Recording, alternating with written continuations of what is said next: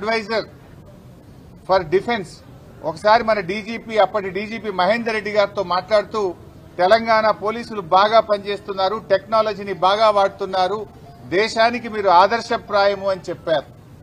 అంతేకాకుండా global summit లో 2022లో police global summit లో అహ్మదాబాద్ తర్వాత గుజరాత్ తర్వాత తెలంగాణ రాష్ట్రం హైదరాబాద్ సేఫెస్ట్ సిటీ అని, చాలా క్రైమ్ రేట్ తక్కువగా ఉందని, అద్భుతంగా పనిచేస్తుందని గ్లోబల్ సమ్మిట్ లో కూడా తెలంగాణను ప్రశంసించడం జరిగింది.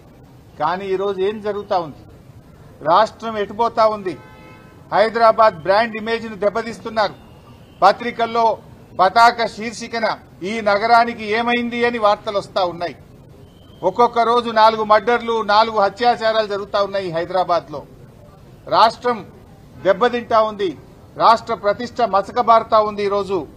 ఈరోజు ఈ ప్రభుత్వం వచ్చిన 9 నెలల కాలములో 1900 హత్యాచారాలు, 2600 హత్యలు, 230 స్మగుల్డ్ వెపన్స్ సీజ్ చేయడం జరిగింది. స్మగుల్డ్ వెపన్స్ అంటే గుర్తొచ్చింది. ఈ మధ్య ఒక టీవీలో ఒక పేపర్లో చదివాను నేను. ఒక అమ్మాయి గాజుల రామారం పోలీస్ స్టేషన్ పరిధిలో ఎల్బీ నగర్ ఎల్ఎన్ బార్ దగ్గర పెట్రోల్ దొంగతనం చేస్తుందట. ఆమె బండిలో పెట్రోల్ అయిపోతే పెట్రోల్ దొంగతనం చేస్తే ఆ బార్ యొక్క సెక్యూరిటీ వాళ్ళు వచ్చి ఏందమ్మా ఇట్లా చేస్తున్నావు అని అడ్డుపడే ప్రయత్నం చేస్తే అమ్మాయి తన ఫ్రెండ్కు ఫోన్ చేసింది. 10 నిమిషాల్లో థార్ వాహనంలో 22-24 ఏళ్ల వయసున్న 4 పిల్లలు వచ్చి గాల్లో తుపాకులు తీసుకొని కాల్పులు జరిపి బెదిరించి ఆ అమ్మాయిని తీసుకొని అక్కడి నుంచి వెళ్లిపోయింది. అంటే ఎక్కడికి వెళ్ళి వస్తున్నాయి ఈ తుపాకులు? ఒకప్పుడు బీహార్లో ఉండే ఈ నాటు తుపాకులు ఇవాళ తెలంగాణలో నాటు తుపాకులు రాజ్యం వెళ్తున్నాయి. 22-24 ఏళ్ల యువకుల చేతుల్లో నాటు తుపాకులు ఉన్నాయి.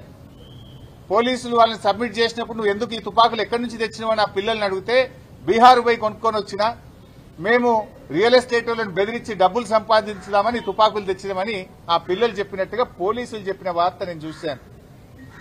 కేసీఆర్ గారి హయాంలో 5 ఏళ్లలో 2018 నుంచి 2023 వరకు ఈ స్మగుల్డ్ వెపన్స్ ఎన్ని సీజ్ చేసిందంటే 200 సీజ్ చేసింది.